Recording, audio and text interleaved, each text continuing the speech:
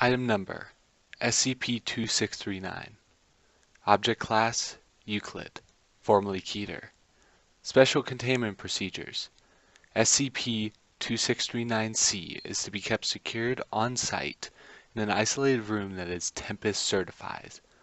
Access to SCP-2639-C is limited to Level 4 personnel. Testing is currently prohibited. Description: SCP-2639 refers to a phenomenon manifest as a 1 km cubic volume wherein anomalous entities and objects designated SCP-2639-A and SCP-2639-B, respectively, materialize then dematerialize approximately 1 to 2 hours later.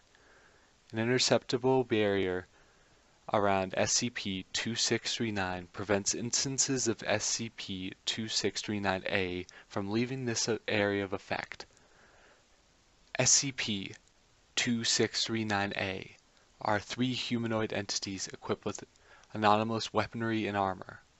Each entity exhibits superhuman speed, strength, endurance, resistance to injury, and perceives no pain or discomfort. When an instance is destroyed, an undamaged copy of this instance will appear somewhere within SCP-2639's area of effect. SCP-2639-B consists of 22 distinct types of intangible objects dispersed throughout SCP-2639's area of effect. Each instance hovers 0.1 meters above ground and rotates on a horizontal axis at a set rate. When instances of SCP-2639-A make contact with an instance of SCP-2639-B, the object will typically vanish, conferring a beneficial effect on the entity.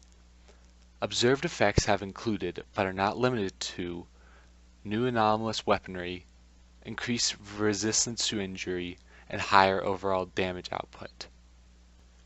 One particular type of SCP-2639-B, Ammo Pack, is known to only appear when either an instance of SCP-2639-A or a non-anomalous human expires.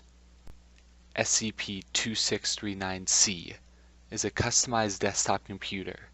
The computer runs without a discernible power source, has been hosting a heavily modified online Quake deathmatch since 1997.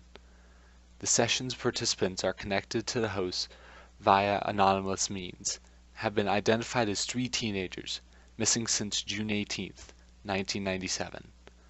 Until the discovery of SCP-2639-C in 2010, they were unaware that they had been playing for over a decade.